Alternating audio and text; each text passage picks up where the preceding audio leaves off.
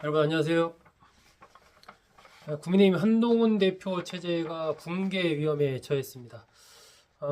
이제 윤석열 대통령 탄핵안이 국회 본회의를 통과하면서 찬성 204표, 반대 85표, 기권 3표, 무효 8표 이렇게 통과를 했습니다. 그런데 국민의힘의 당론은 반대였습니다.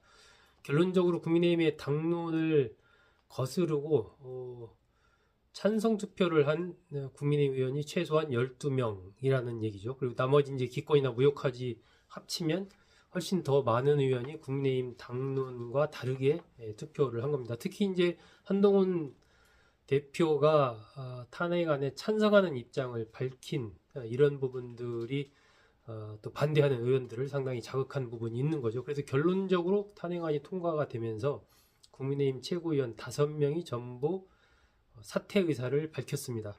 장동혁, 김민전, 인요한, 그리고 김재원 최고위원, 그리고 진종호 청년 최고위원 이렇게 전부 다 사퇴 의사를 밝혔습니다. 이 중에는 이제 장동혁 최고위원과 진종호 청년 최고위원 같은 경우는 이제 친한계로 그동안 꼽히던 인물인데 사퇴 의사를 밝혔습니다. 그러면 자연히 최고위원 5명 중에 4명이 사퇴하면은 자연히 그냥 최고위 자체가 와야 되면서 비대위로 가게 돼 있거든요. 국민의힘 당원에 그렇게 돼 있습니다.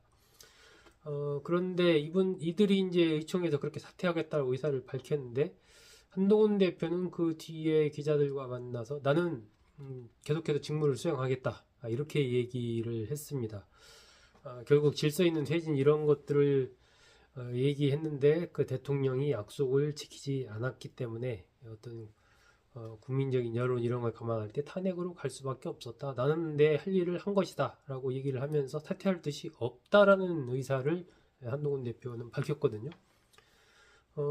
국민의힘 의원들이 이제 의총에서 이와 관련해서 한동훈 대표와 좀 질의응답을 주고받고 뭐 그랬다고 합니다. 그 중에서 이제 한동훈 대표가 뭐 비상계엄을 내가 선포한 거냐 뭐 이런 식으로 의원들한테 좀 약간 반문도 하고 의원들은 이 책임을 지고 어쨌든 이번 사태에 책임을 지고 대표가 사퇴를 해야 되는 것 아니냐라고도 얘기하는 의원들이 많이 있었다고 그렇게 알려지고 있습니다. 어쨌든 결론은 의원총회에서 최고위원직 5명이 다 사퇴를 결의하고 대표 사퇴까지 요구하는 이게 흐름이 컸음에도 한동훈 대표가 대표직 사퇴를 지금 거부하고 있다라는 것이죠.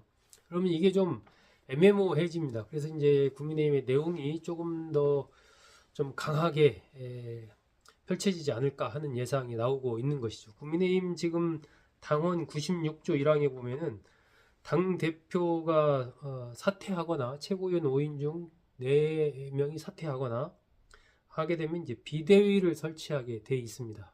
이것이 이제 기본 요건과 맞는 것이죠. 그런데 문제는 비대위원장을 임명하는 권한이 96조 4항에 있는데 비대위원장은 전국위 의결을 거쳐서 당대표 또는 권한대행이나 직무대행이 임명하게 돼 있습니다. 그렇기 때문에 한동훈 대표가 사퇴를 거부하고 계속 버티게 되면 그러면 이걸 비대위원장 체제를 출범을 하더라도 이거 누가 임명하느냐 하는 문제가 또 생길 수가 있는 거죠. 이와 관련된 여러 가지 서로 다른 해석을 할 가능성이 큰 것입니다. 그러니까 한동훈 대표의 사퇴와 함께 그 사안 하나 또 비대위원장이 출범할 때 그 임명하는 문제 하나 이런 등으로 해서 국민의힘 내부의 내용이 격화될 가능성이 커진 것입니다.